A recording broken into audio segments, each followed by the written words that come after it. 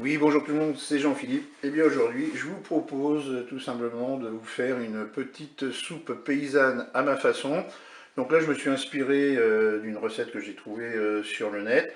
Dans cette recette, on mettait du lard. Et bien, moi, j'ai remplacé par du jambon de pays.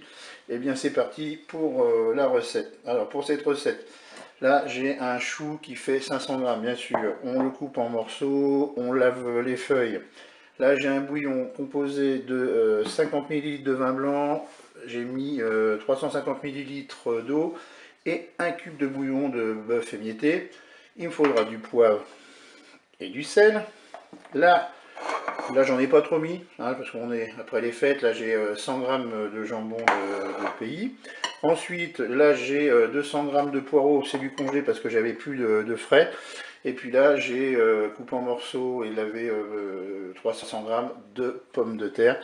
Et bien, c'est parti pour la recette. Dans un premier temps, on va se mettre en mode manuel et en mode doré.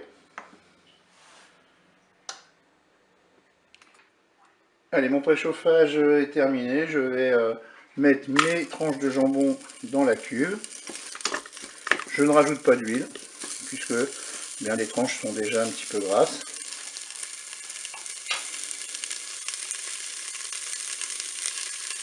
Allez, je suis à 2 minutes de fonction dorée. Je vais ajouter le poireau dans la cuve. Je vais ajouter les pommes de terre.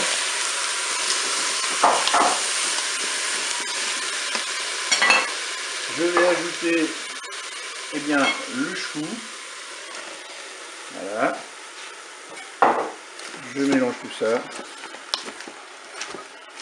Maintenant, je vais verser mon bouillon, donc composé de 50 ml d'eau, 350 ml, pardon, je me trompe, 50 ml de vin blanc, 350 ml d'eau et un cube de bouillon de bœuf émietté.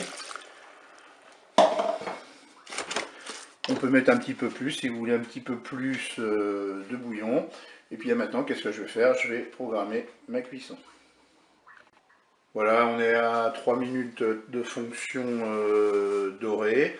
Là, je vais arrêter la fonction dorée. Je vais passer en cuisson sous pression ou cuisson rapide. Je vais mettre 10 minutes. Je fais OK avec un départ immédiat.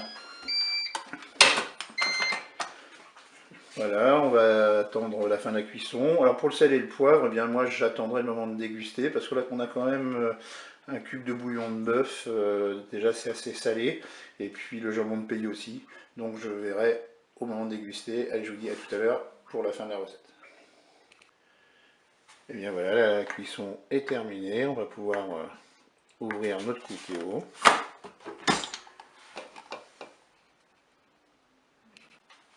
Voilà, il ne reste plus qu'à mélanger tout ça. Et puis à servir chaud. Bien, je vous dis au revoir et à bientôt pour d'autres recettes au cookéo.